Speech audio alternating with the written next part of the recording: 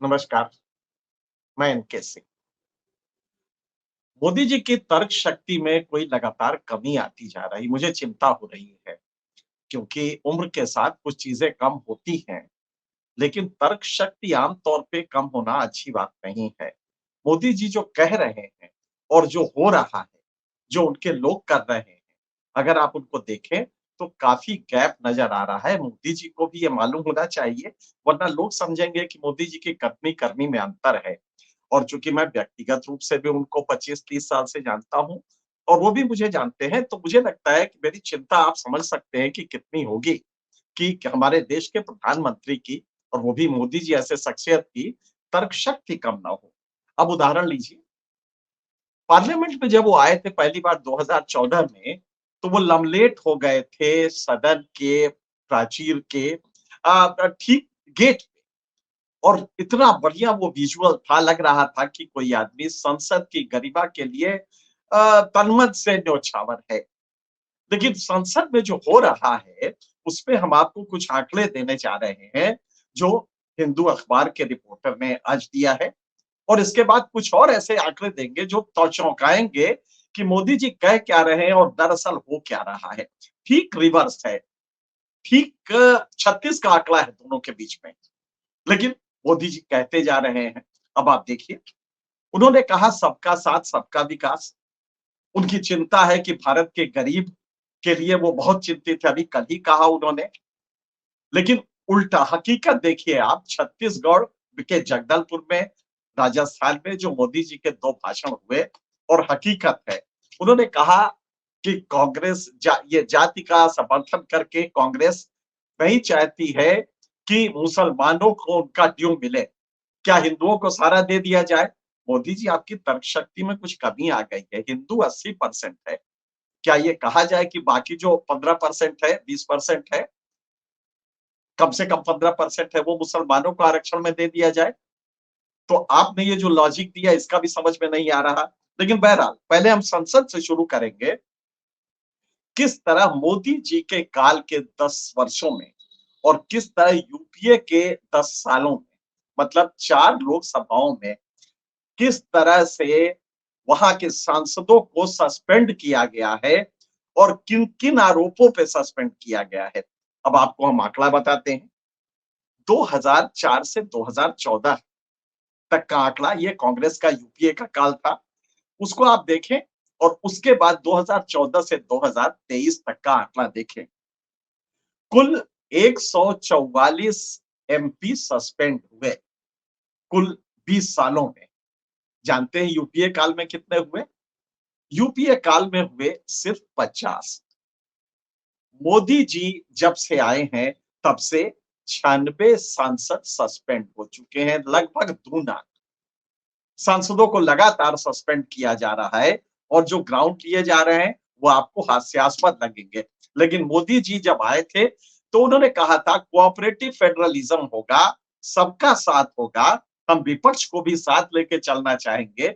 लेकिन विपक्षी जब बोलता है तो उसको उठा के फेंक दिया जाता है बाहर। अब जरा सा गौर कीजिएगा। संसद में विधूड़ी सांसद ने जिस घटिया शब्दों का, जिन गालियों का इस्तेमाल किया एक मुसलमान सांसद बीएसपी के लिए, दानिश अली के लिए, लेकिन अपना बच्चा था तो कई बार होता है झाड़ पोंछ के कहा जाता नहीं, अब नहीं करेगा, डांट दिया है ना, अब नहीं करेगा कोई शरारत। जबकि लड़के ने बलात्कार किया हो, लेकिन कहा यह जाएगा अपने बेटे को कि नहीं नहीं थोड़ा सा गुमराह हो गया था, अब नहीं करेगा।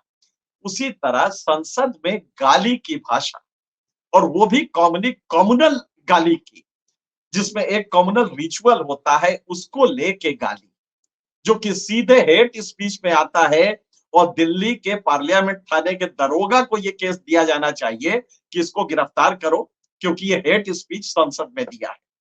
लेकिन डांट के छोड़ दिया गया। एक हफ्ते बाद उसको आपको डीएससी डिसिप्लिनरी एक्शन कमेटी को भेज दिया गया। वो अब अपना देखेगी इत्मीनान से, साल 2 साल 4 साल में देखेगी, तब तक सदन ही चला जाएगा। अब जरा देखिए, इतनी बड़ी गाली पे सिर्फ डांट के छोड़ दिया अपने बच्चे को। लेकिन उसी के बरक्स अगर आप देखेंगे तो जो दूसरा पक्ष है वो बिल्कुल अलग है। वहां पे क्या कर रहे हैं मोदी जी? वहां पे जो सदन अधीर रंजन चौधरी, क्या कहा था उस बेचारे ने? सदन में दूसरी सबसे बड़ी पार्टी का लीडर है। अधीर रंजन ने कहा था कि राजा को अंधा नहीं होना चाहिए, धृतराष्ट्र हो या कोई हो।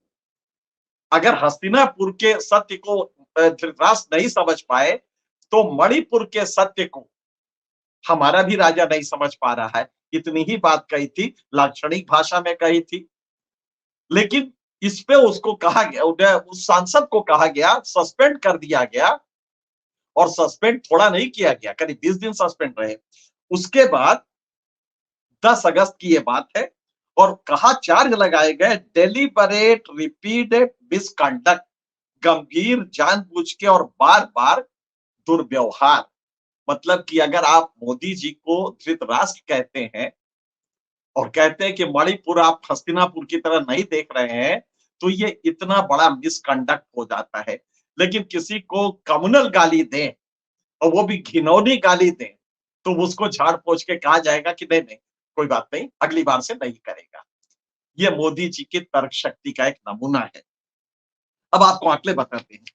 जैसे ही मोदी जी संसद में आए भारत में, जब चीफ मिनिस्टर से हट के देश के प्रधानमंत्री बन के आए, तो उनके काल में जो पहला काल था, उसमें 81 सांसद वो किए गए थे, बाहर किए गए थे। मतलब इस तरह की घटनाएं हुई, 144 कुल घटनाएं हुई, जिसमें कि 50, मैंने आपको जैसा बताया, जो कि 35% होता है। कुल 20 सालों में 144 सांसद हटाए गए, जिसमें 50 यूपीए के काल में, 96 एनडीए के मोदी जी के काल में। अब इन कुल 20 वर्षों में 81 एमपी जो थे, वो मोदी के आते आते ये बाहर किए गए। और आप ताज्जुब करेंगे कि इसमें अगर आप टोटल देखेंगे, तो कांग्रेस के सबसे ज्यादा निकाले गए, उसके बाद एआईडीएमके, उसके बाद टीडीपी के। जबकि इसके विपरीत कांग्रेस को आप देखिए कि 2012 में उसने अपने ही 10 सांसद को, जो आंध्र प्रदेश के थे, तेलंगाना की मांग कर रहे थे, सस्पेंड कर दिया। पिछले 20 वर्षों में और 10 साल के मोदी काल में एक भी बीजेपी का सांसद सस्पेंड नहीं हुआ है। जो हुए हैं वो विपक्ष के हुए हैं। राज्यसभा में देख लीजिए, राज्यसभा में 2006 से 2023 तक 55 सांसद सस्पेंड किए गए। इसमें 7 ही सिर्फ यूपीए काल में हुए, और बाकी 48 2020 के बाद हुए। जरा सोचिए, 2020 के बाद, आप जानते हैं कोरोना काल जब था, कोविड था, तो संसद चलती नहीं थी, बाहर से होता था। होता भी था तो बहुत ही शालीन तरीके से कुछ होता था। मतलब कि सिर्फ 2 साल अगर आप ले एक्टिव, तो 2022 से आज तक 48 सांसद सस्पेंड हुए हैं।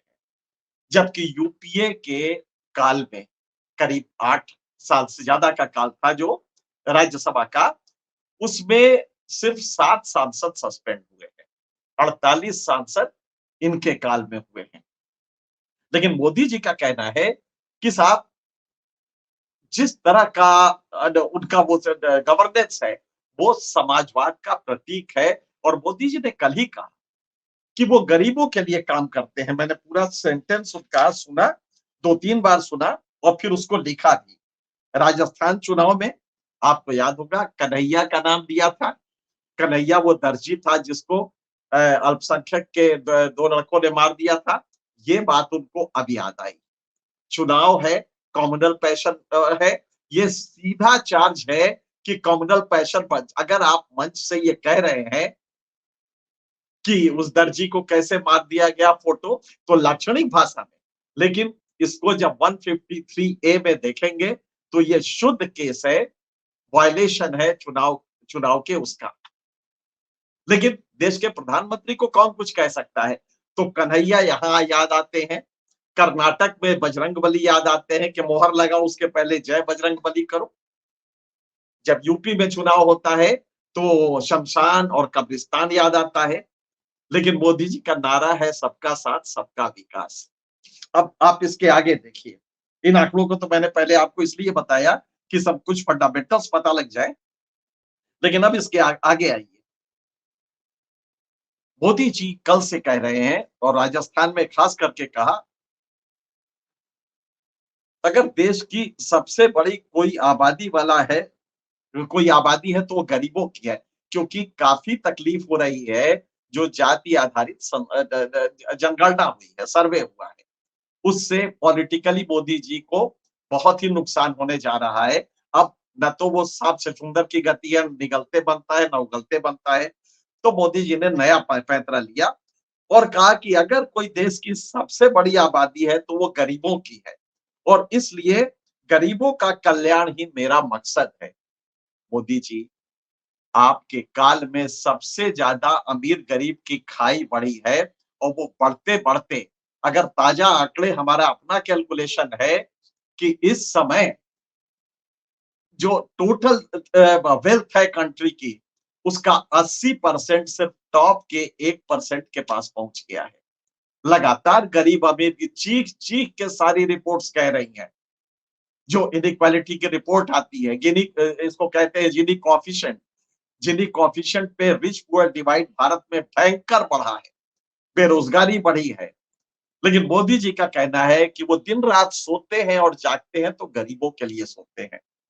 ये कल का उनका चुनावी भाषण है। लेकिन कांग्रेस को कहते हैं देश को बांटना चाहती है। चुनाव पे आप बोल रहे हैं, कन्हैया वाला, दर्जी वाला इश्यू आप उठा रहे हैं, लेकिन कांग्रेस देश को बांटना चाहती है। तो मुझे लगता है तर्क शक्ति, क्योंकि मोदी जी ने यह भी कहा है कि मोदी है तो मुमकिन है और मोदी का वादा है। आजकल आप सुन रहे होंगे, मोदी जी को कांकेर का वादा न तो 15 लाख का याद रहा, न जो तमाम स्कीम्स बनी है उसमें कोई सफल हुई, वो मोदी जी को याद है। एक भी सफल नहीं हुई। गरीब अमीर की खाई बढ़ती जा रही, लेकिन मोदी जी गरीबों के मसीहा हैं, ये वो बताना चाहते हैं। अब इसी तरह का एक आंकड़ा और आया, आप ताज्जुब करेंगे कि ये आंकड़ा इससे भी चिंताजनक है, जो कि इंडियन एक्सप्रेस ने आज दिया है। एडीआर के हवाले से होता ये है कि एडीआर, जो ये सांसद वगैरह एमएलए होते हैं, ये अपना जब चुनाव आयोग को ये बताते हैं कि कितने केसेस उनके ऊपर हैं, तो वो आंकड़े में आ जाता है। तो एडीआर उनका रिसर्च करता है। एडीआर ने के रिसर्च से इस रिपोर्टर ने पूरा खंगाला है और पाया है कि एडीआर के अनुसार पिछले 5 साल में, मोदी जी का काल है, पिछले 5 साल है, 107 एमपी एमएलए पर हेट स्पीच का मुकदमा हुआ। मतलब संसद में जो कर रहे हैं हेट स्पीच, उसको तो छोड़िए, कोई विधूड़ी कुछ कह देगा, उसको पुचकार के कहा जाएगा नहीं नहीं गंदी बात नहीं कहना बच्चा, अगली बार से ना कहना, ये वाली स्टाइल होगी उसके लिए। और अधीर रंजन कहेंगे तो क्रॉस मिसकंडक्ट वायलेशन वगैरह वगैरह सब हो जाएगा। लेकिन संसद के बाहर भी यही हालत है। संसद के बाहर ये जो एमपी एमएलए हैं, जो चुन के आए हैं, अभी बाद में बताएंगे आपको बिना चुने हुए कौन कौन से हैं, लेकिन जो चुन के आए हैं देश भर में एमपी एमएलए, उसमें 107 पे मुकदमा है हेट स्पीच देने का। और वो मुकदमा चलेगा, अच्छा खासा चलेगा, लेकिन वो सांसद बना रहेगा, एमपी बना रहेगा। अब इसमें से सबसे ज्यादा यूपी से है, जरा गौर कीजिएगा, सबसे ज्यादा यूपी से है, कुल उसमें, और उसके बाद तमिलनाडु, मध्य प्रदेश वगैरह वगैरह से है। अब यहां पे गौर कीजिएगा कि इनमें से 22 जो एमपी है वो बीजेपी के हैं। कुल अगर इसमें सारा लिया जाएगा तो इसमें 107 में 33 एमपी कुल है। 107 में 33 एमपी और 74 एमएलए है। 33 में 22 बीजेपी के हैं। 74 जो एमएलए है हेट स्पीच देने वाले, जिन पर मुकदमा चल रहा है, उसमें 20 बीजेपी के हैं। कौन कर रहा है ये हेट स्पीच? कौन दे रहा है? मोदी जी। सबका साथ का आपका वादा कौन तोड़ रहा है? आपने जिसको टिकट दे रखा है। 33 मेंबर पार्लियामेंट पे देश भर में केस और माननीयों पे, जो देश का कानून बनाते हैं, जो राज्यों में कानून बनाते हैं, उन माननीयों पे हेट स्पीच जैसे संगीन अपराध का केस हो और सबसे ज्यादा बीजेपी को, एमपी में सबसे ज्यादा जो 33 एमपी है, उसमें 22 बीजेपी के हैं। लेकिन मोदी जी कहेंगे कि हम तो सबका साथ ले रहे हैं, ये कांग्रेस है जो देश तोड़ रही है। देश कौन तोड़ रहा है? आपके कहने पे आपका एमपी जिसको टिकट देते हैं, वो सीना ठोक के कहता है हम बोलेंगे तो क्या कर लोगे। तो 22 एमपी 33 में से हैं जिन पे पिछले 5 साल में हेट स्पीच के केसेस चल रहे हैं। 74 एमएलए पे चल रहे हैं, जिसमें 20 हैं बीजेपी के। कौन गुनाह कर रहा है? तो मोदी जी, मुझे चिंता ये हो रही है कि आपकी तर्क शक्ति बहुत तेजी से घट रही है। आप जो बोल रहे हैं जनता को और जो कर रहे हैं उसमें इतना गैप है कि इसको हम मिथ्या नहीं कहेंगे, इसको हम झूठ भी नहीं। देश का प्रधानमंत्री तो झूठ बोल ही नहीं सकता, देश का प्रधानमंत्री सच। लेकिन तर्क शक्ति उसकी शायद भूलने की भी शक्ति बढ़ गई है, क्योंकि तर्क से अगर वो करे तो वो अपने ही कंडक्ट को देखे। संसद में लमलेट होना, साष्टांग होना, और उसके बाद संसद में विपक्षी जो अगर कहे कि आप धृतराष्ट्र हो गए हैं, धृतराष्ट्र तो पिता थे ना। पिता पे अगर लड़का कह रहा है कि आप अंधे हैं, मणिपुर आपको नहीं दिखाई दे रहा है, तो कौन सा गुनाह किया है उसने? लेकिन नहीं, ये वो नहीं होगा। होगा ये कि मोदी जी संसद में तो लमलेट होंगे, मीडिया फोटो खींचेगा और वो अक्स बन जाएगा।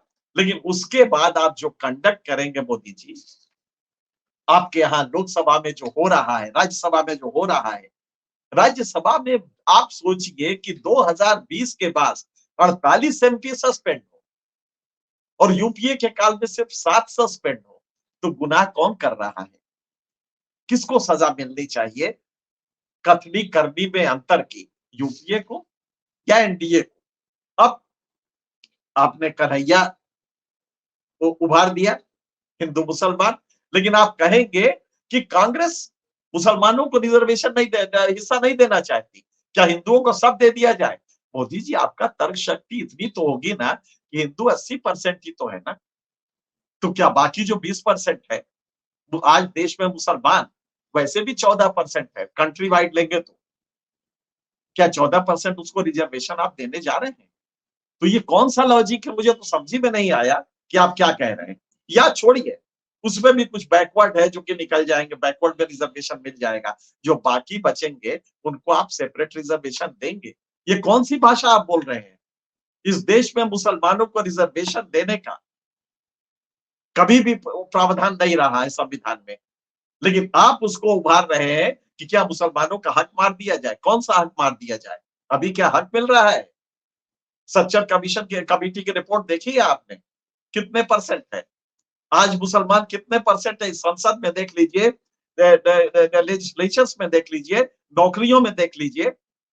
अब तो वो पढ़ने भी नहीं जाता है मोदी जी, आपके राज्य में तो, आपके काल में तो पढ़ने भी नहीं जाता है।